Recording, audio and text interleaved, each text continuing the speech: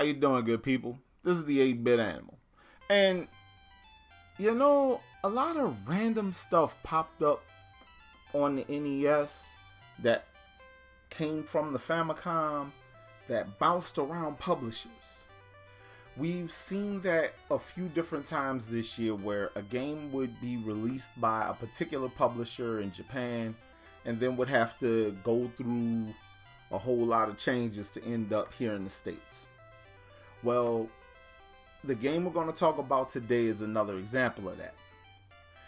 It was published by Square in 1987, and it took about 2 years for it to get ported from the Famicom disk system to the NES, and then to get published by Taxan in 1989. And while it's not a bad game, it looks like it's from about 1986-87, especially when you consider how scaled back the opening to this game is on the NES versus the Famicom. Also, how just some of the play mechanics here just feel a little dated, Today, we're going to take a quick look at Mystery Quest. Alright, now Mystery Quest, or Hao-kun no Fushigi Natabi, I hope I pronounced that right, is a side-scrolling action platformer where you play as a kid named Hao who's trying to get these artifacts and graduate to a full-on wizard, right? And the game takes place in a couple of different stages, and it feels like it's short enough. The thing is, though, in order to get the good ending for Mystery Quest, you have to beat the game 4 times. And while that doesn't sound like a particularly bad thing, because more bang for your buck, this one just feels like it drags on and on and on. Some of the power, there's, first of all, the health meter. Your vitality meter is also a clock, kind of like Adventure Island, where your health meter is constantly ticking down. It does the same thing here. And you can collect different items to replenish it, but they don't replenish it by a whole lot. Also, you bump into an enemy that's taking away vitality from you. So everything is kind of working against you here, right?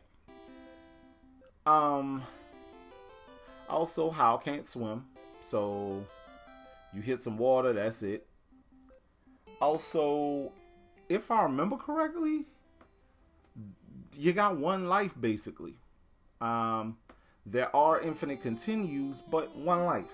That kind of sucks, because you fall in some water and the screen tells you Hao can't swim, game over.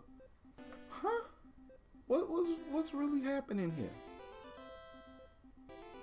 But there's a lot of you just having to shoot the walls and everything to try to make it through stuff, kind of like My Lines Hit Secret Castle.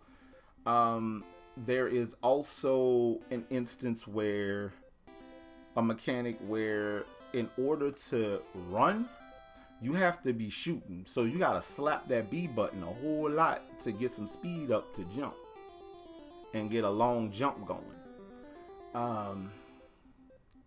And so it just feels like there are a lot of good ideas here, but they're hampered by really old play mechanics. And Carry Lab tried here. They truly did.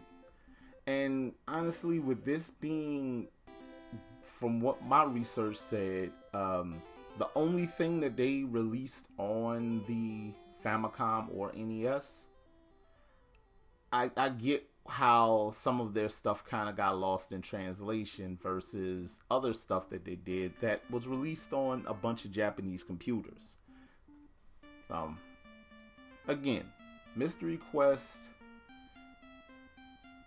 I can't even say that it holds a special place in history, cause don't nobody know who Carrie Lab is.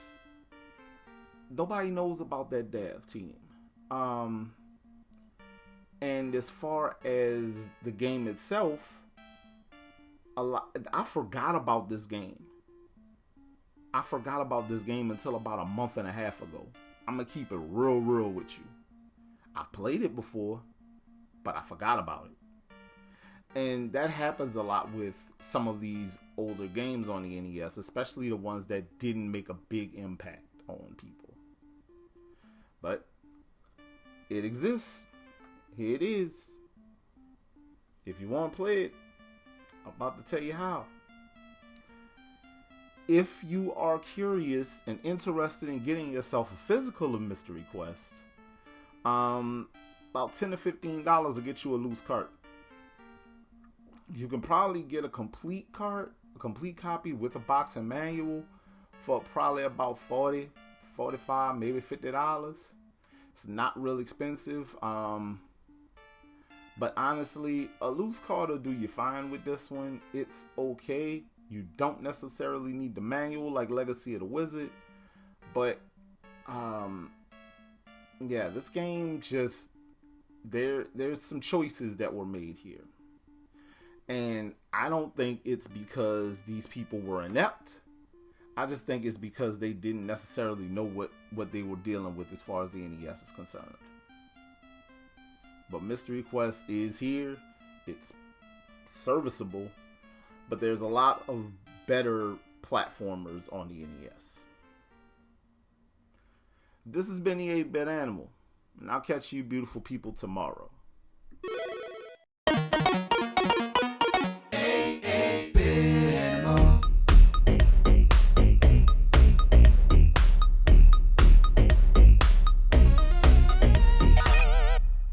Tomorrow, you know, all these years and I never talked about this one. Figured nobody wanted to hear about it. But we gonna talk about it tomorrow.